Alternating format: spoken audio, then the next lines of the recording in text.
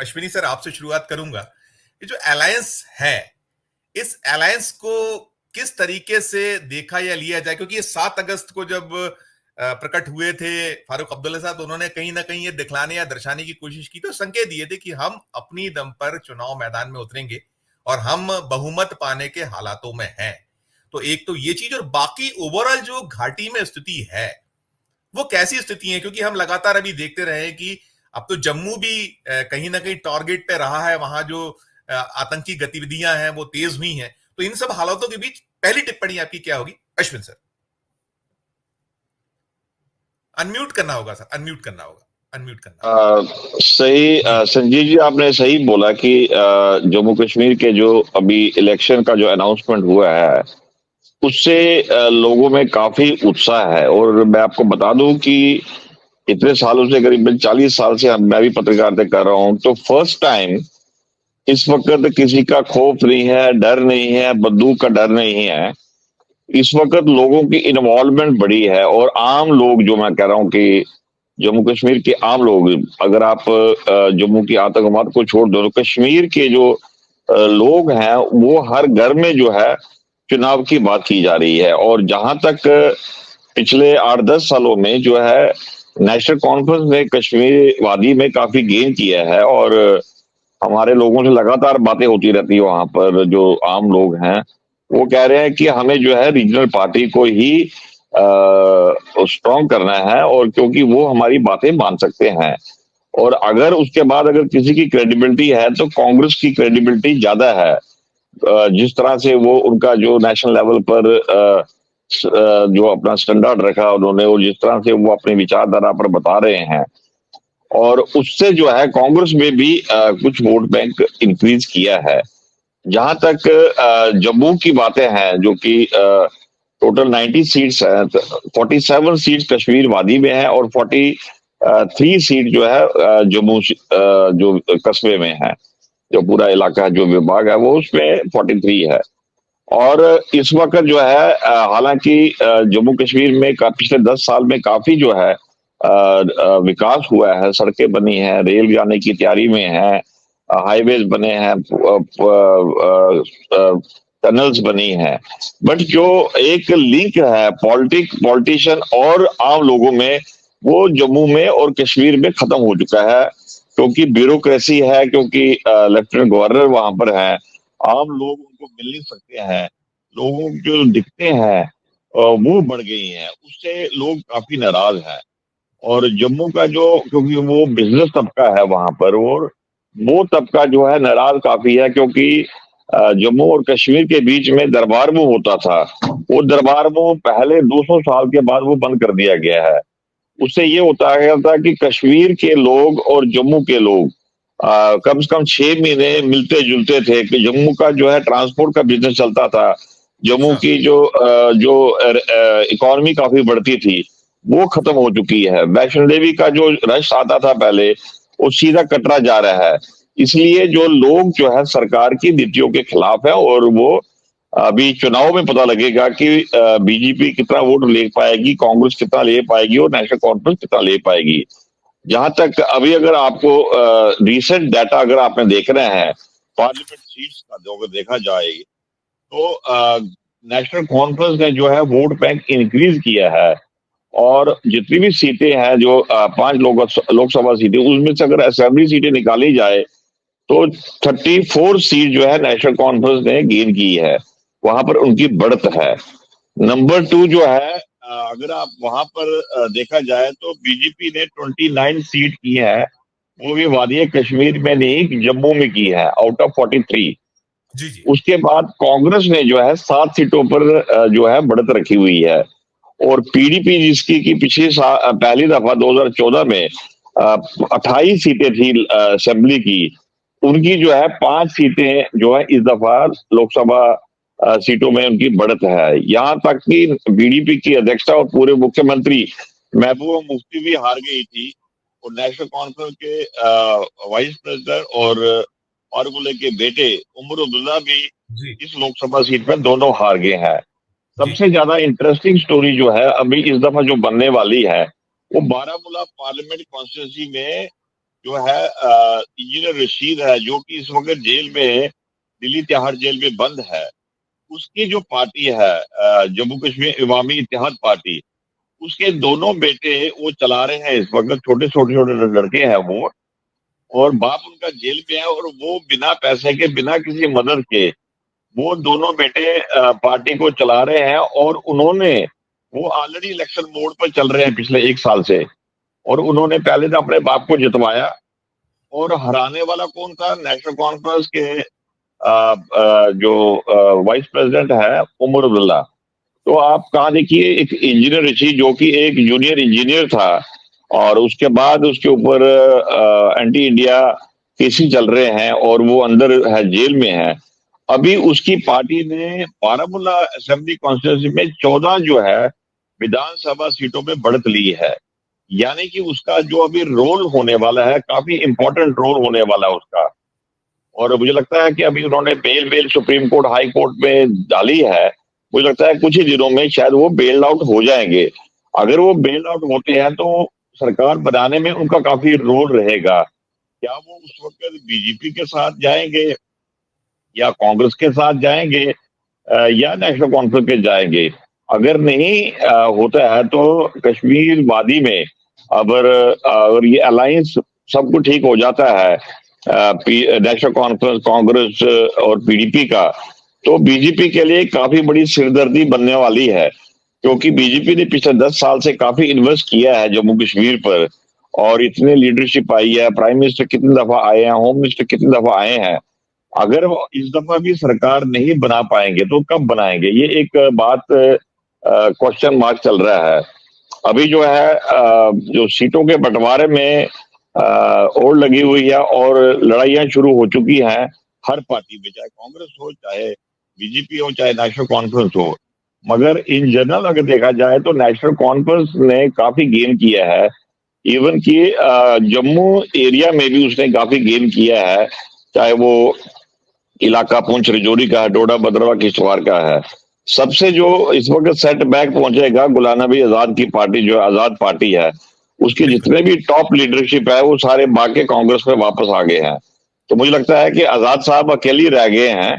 और मैं ये सवाल बिल्कुल करने वाला था, क्योंकि ये सुगबुगाहट बड़ी है कि क्या गुलाम नबी आजाद की भी वापसी कांग्रेस में होगी। ये सवाल बड़ा बना हुआ है, इसकी सुगबुगाहट है। इसको आप और क्लियर कर दीजिएगा, आप क्योंकि आपने शेयर दिए तो एक सवाल जरूर, मैं छोटा सा जवाब इस पे भी। जी, गुलाम नबी आजाद का जो देखिए, उसके साथ जितने भी टॉप लीडरशिप थी, जो फॉर्मर एमएलए एमपी थे, जो मिनिस्टर्स थे, चाहे उसके खास जीएम सरूरी जो कि सबसे क्लोजेस्ट आदमी थे, जो कि किश्तवाड़ के हैं, वो भी पार्टी छोड़ के वो भी कांग्रेस में जा रहे हैं, और वो किश्तवाड़ से वो वहां से वो इलेक्शन लड़ रहे हैं। जितने भी उसके अब 2-3 लोग रह गए हैं वहां पर, आरएस शिव रह गए हैं, और अशोक शर्मा जो फॉर्मर एमएलए वो रह गए, 2-3 लोग रह गए हैं। बाकी जितने भी लोग हैं सब रिजाइन करके वापस कांग्रेस में आ गए, और कांग्रेस से उनको ले भी लिया है, क्योंकि वो पिछले 40-50 साल से कांग्रेस में थे, और उस वक्त आजाद साहब की वेव आ गई थी कि शायद इनको सेटल करेंगे। मगर अभी आजाद साहब ना सेटल नहीं हो पाए, ना उनको उधमपुर लोकसभा सीट दे पाए, जो कि जहां पर डॉक्टर जितेंद्र सिंह चुनाव पिछले 2-3 दफा से जीत के आए हैं। तो उनको उम्मीद थी कि शायद वो सीट उनको दे देंगे, मगर वो भी नहीं दी है। अगर आप आगे देखा जाएगा कि आगे क्या वो राज्यसभा में प्राइम मिनिस्टर उनको भेज पाएंगे, नहीं भेज पाएंगे, वो दूसरी पॉलिटिक्स है। बट आजाद साहब के जो जितने भी लोग हैं, मुझे नहीं लगता है कि आजाद साहब अगर अपने आप इलेक्शन नहीं लड़ेंगे, जहां तक मेरा एक्सपीरियंस, मैं उनको जानता हूं बड़ी अच्छी तरह से, शायद वो अपने आप ही नहीं लड़ेंगे इलेक्शन, क्योंकि उनकी जो कॉन्स्टिट्यूंसी है भद्रवा असेंबली कॉन्स्टिट्यूंसी है। तो बाकी मुझे लगता नहीं है कोई जीत पाएगा उनकी पार्टी का, क्योंकि उनका जो दबदबा था वो अभी जैसे वो पिछले 15-20 दिन से पार्टी के जितने भी वरिष्ठ लोग हैं सब भागे हैं, और वो मोस्टली वापस कांग्रेस में आ गए हैं, और कांग्रेस ने उनको ले भी लिया है। अभी जो अलायंस, अगर आपको याद होगा कि 1986 में राजीव फारूक अकाड़ हुआ था, और उसने काफी इम्पैक्ट दिया था। उसके बाद अभी जो है उमर और राहुल गांधी का जो अकॉर्ड चल रहा है, और फारूक अब्दुल्ला तो अभी है, उन्होंने वो अकॉर्ड किया था। अभी इम्पैक्ट आएगा इसके ऊपर, और अभी खाली उनको देखना है कि अगर पीडीपी भी इसमें आ जाती है तो बीजेपी को काफी नुकसान होगा, क्योंकि पीडीपी का जो है साउथ कश्मीर में जितनी भी असेंबली कॉन्स्टिट्यूंसी है, चाहे पुलवामा है, शोपियान है, अनंतनाग है, वहां उनका दबदबा है, क्योंकि कश्मीर में बड़ी पॉलिटिक्स चलती है, गांव की पॉलिटिक्स और शहर की पॉलिटिक्स। तो वो जो पीडीपी जो है वो गांव बेस्ड पार्टी है और गांव में उनका काम उन्होंने काफी किया है।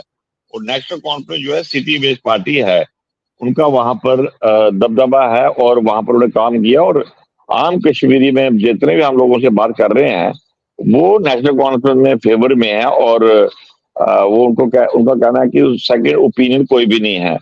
अब जहां तक बीजेपी का सवाल रहा कि वादी कश्मीर में, यहाँ बीजेपी ने काफी काम किया है, हद से ज्यादा काम किया उन्होंने। वहां से कितनी सीट ले पाएंगे अभी जो आज की अगर देखा जाए तो हब्बाकल की जो सीट है वो कश्मीरी पंडितों की सीट होती थी, जो कि एक वक्त 25,000 वोट बैंक था वहां पर कश्मीरी पंडितों का।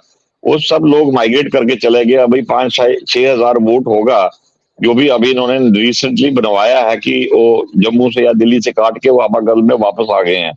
वोट वो कहाँ कहाँ जाता है, किसको पड़ता है, और पहले कैंडिडेट कौन होता है। पहले भी उन्होंने लास्ट टाइम मोतीलाल कौल को वहां पर इलेक्शन में लड़ाया था, बट वो हार गए थे लास्ट टाइम के इलेक्शन में। और उनका काफी फायरब्रेंड लीडर थे कश्मीरी पंडितों को, वो जीत नहीं पाए। इस दफा क्या स्ट्रेटजी होगी बीजेपी की, किस तरह से वोट बैंक चलेगा। और बीजेपी के 90% जितने भी कैंडिडेट होंगे वो फ्रेश कैंडिडेट इस दफा होंगे, चाहे वादी कश्मीर में हो चाहे जम्मू में हो। और पढ़े लिखे और रोजगार जितने भी यंगस्टर हैं उनको लिया जाएगा। कुछ पुलिस अफसरों को भी लिया जा रहा है, कुछ को रिजाइन करवा दिया गया है। अभी जम्मू से 2 एसएसपी को रिजाइन किया उन्होंने, और वो बीजेपी के साथ उनको टिकट मिलने वाली है। एक फॉर्मर डीजीपी है, उनका भी नाम चल रहा है कि उनको भी टिकट मिलने वाली है। विश्व हिंदू परिषद और बजरंग दल और आरएसएस के लोगों को प्रायोरिटी दी जा रही है। और क्योंकि जब फाइनल टच होगा तो संघ का उसमें काफी हैंड रहेगा कि किसको देना है, किसको टिकट नहीं देनी है। इसलिए जो है सबसे ज्यादा जो क्राइसिस है आने वाले दिनों में, तो पिछले अगले 2-4 दिनों में काफी आने वाली है। और इंजीनियर रशीद का रोल क्या रहेगा, इंजीनियर रशीद किस तरफ जाएंगे, लड़ेंगे तो वो इंडिपेंडेंट, उसके बाद वो कितनी सीटें ले पाते हैं। अभी तक जो 14 असेंबली कॉन्स्टिट्यूंसी में उन्होंने फर्स्ट टाइम वो लीड किया है, और 14 में से अगर वो 7 भी ले जाते हैं या 10 भी ले जाते हैं या 5 भी ले जाते हैं तो उनकी पार्टी को एक रिकॉग्निशन मिलेगी। हालांकि वो एक 2 दफा वो एमएलए रहे हैं वहां पर लंगेट से, और अकेले थे, वो अकेला आदमी था, और कश्मीरी फैरन लगा के और वो असेंबली में आते थे, ना गाड़ी यूज करते थे, ऑटो में आते थे, ऑटो में जाते थे। अब जो उसका जो इम्पैक्ट है वो कितना पड़ेगा असेंबली कॉन्स्टिट्यूंसी में और लोकल, क्योंकि लोकल इश्यूज आएंगे, इसकी वजह से उसका रोल काफी रहेगा। जी अश्विन सर, ये जो स्टेट हुड वाला मुद्दा है, ये कितना नुकसान भारतीय जनता पार्टी को देने वाला है, एक ही। और दूसरा, सीटों के अलायंस की यदि हम बात करें जो नेशनल कॉन्फ्रेंस और कांग्रेस में हुआ है, तो कांग्रेस शायद कुछ ज्यादा कुछ हिस्सा चाहेगी। कैसे क्या देख पा रहे हैं दोनों पे आपकी छोटी छोटी टिप्पणी। अनम्यूट करना होगा सर, अनम्यूट करना होगा।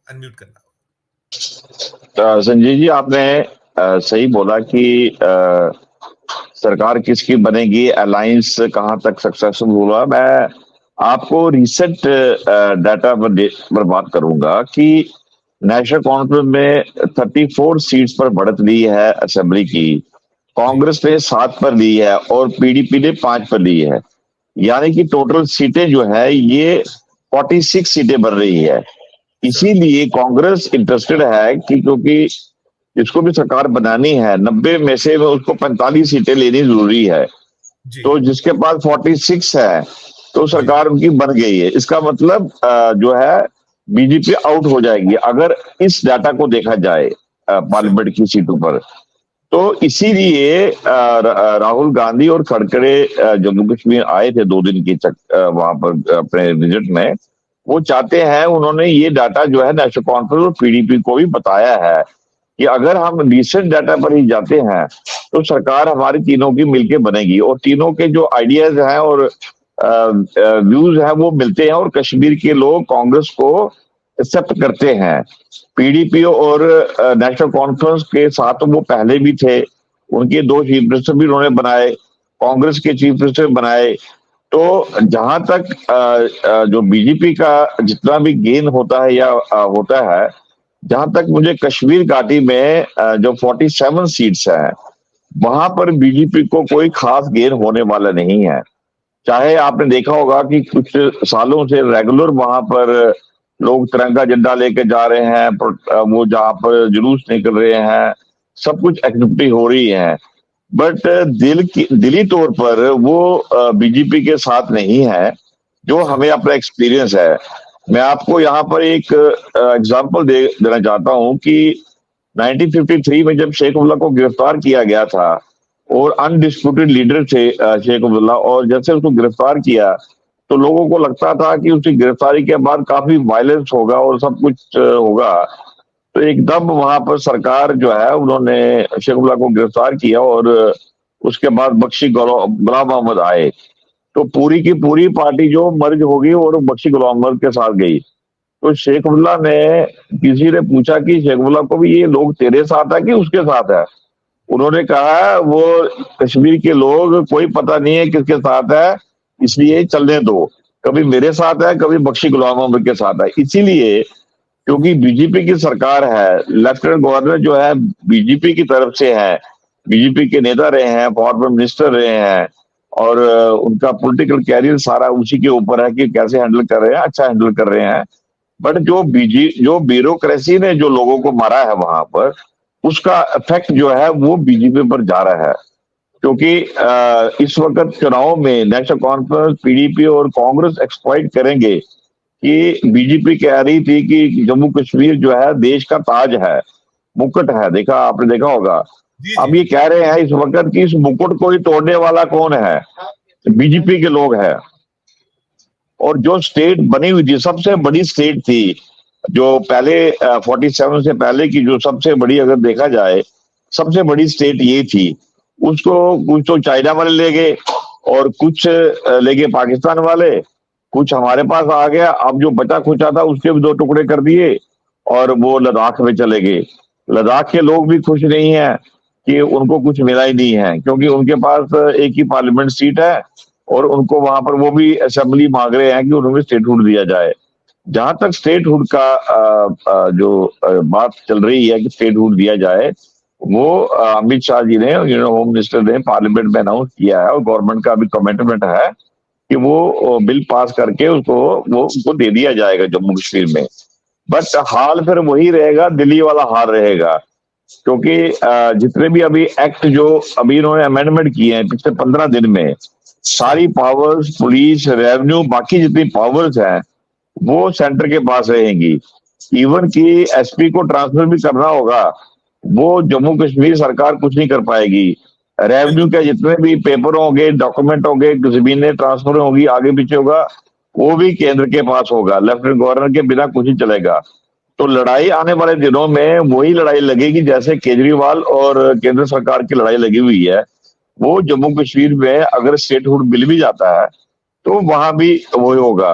अब पहले क्या होता था पॉलिटिशियन को कि अगर असेंबली में जीते नहीं या सीट नहीं मिली, चलो वो मेंबर ऑफ लेजिस्लेटिव काउंसिल के बन जाएंगे। वो जो है वो भी इन्होंने तोड़ दी। अब वो भी लोगों को काफी दुख है कि इतनी बड़ी स्टेट, इतनी बड़ी प्रिंसिपल स्टेट, और उसके टुकड़े टुकड़े कर दिए। वो शायद इम्पैक्ट जो है वो इलेक्शन में जाएगा। और मुझे लगता है कि पीडीपी, बीजेपी और पीडीपी, एनसी और कांग्रेस उसको काफी एक्सप्लॉइट करेगी कि ये सारी चीजें जो है, अगर जम्मू का बिजनेस डाउन हुआ है तो कौन करने वाला है? अनएम्प्लॉयमेंट बढ़ी है तो कांग्रेस सरकार तो थी नहीं, वो तो बीजेपी की सरकार थी। वो अनएम्प्लॉयमेंट इसलिए बढ़ी है। अगर सड़कें टूटी हुई हैं, खड्डे बने हुए हैं, जम्मू की मैं पर्टिकुलर बता रहा हूँ, जम्मू सिटी की, तो उसके उसके जिम्मेदार कांग्रेस तो नहीं है, ना नेशनल कॉन्फ्रेंस, ना पीडीपी है। तो डेफिनेटली उसका जो है इम्पैक्ट जो है वो सरकार को झेलना पड़ रहा है। और दूसरा जो है, जो जितने भी पुराने एक्स मिनिस्टर है, बीजेपी के एक्स एमएलए हैं, मुझे लगता है उनमें से 5-7 लोगों के बिना, उनको छोड़कर बाकी सारे नए चेहरे आने वाले हैं। उससे जो है नए जब चेहरे आएंगे वो कुछ उसमें से पॉलिटिशियन भी हैं, उसमें से कुछ बिजनेसमैन भी है, कुछ संघ के लोग भी हैं। तो जो बेसिक जो पॉलिटिशियन था बीजेपी का, वो भी बड़ा खफा हो रहा है कि उसको सीट मिलेगी नहीं मिलेगी। वो तो पत्रकारों से पूछ रहे हैं कि आपके पास क्या खबर है कि मुझे सीट मिलेगी कि नहीं मिलेगी। तो इस तरह की जो है वो बड़ी एक चर्चा चल रही है। और वादी कश्मीर में 47 सीट के लिए अगर बीजेपी कुछ गेन करेगी, वो करेगी सपोर्ट करेगी इंडिपेंडेंट कैंडिडेट को, चाहे वो इंजीनियर रशीद के साथ मिलकर बातचीत करे या जो है पीपल कॉन्फ्रेंस के साथ वो बात करे। सजाद लोन की है, उसकी भी 2 सीटें वहां पर उन्होंने बढ़त ली है बारामूला जो पार्लियामेंट्री कॉन्स्टिट्यूंसी में। जहां तक अल्ताफ बुखारी को खड़ा किया सरकार ने, जो कि उसकी अपनी पार्टी थी, उनके तो सारी जमानतें जब्त हो गई है, वो भी कुछ कर नहीं पाए। अपने आप वो अल्ताफ बुखारी जो कि फॉरेन मिनिस्टर थे और मुफ्ती मोहम्मद सईद के और महबूबा के काफी क्लोज थे, उसी को पार्टी को तोड़कर वो उन्होंने अपनी पार्टी बनाई थी। वो कितना इम्पैक्ट करते हैं वो तो दिल्ली के साथ ही चलेंगे। बट अगर बीजेपी बीजेपी 35 सीटें कश्मीर से जम्मू से लेती है, तो फिर भी उनको 10-15 सीटें जो है कश्मीर से लानी पड़ेगी, चाहे वो इंडिपेंडेंट की हेल्प ले, चाहे इंजीनियर रशीद की हेल्प लेते हैं या और किसी की लेते हैं। ये चीजें जो आने वाले दिनों में ये काफी इम्पैक्ट करेगी इसके ऊपर।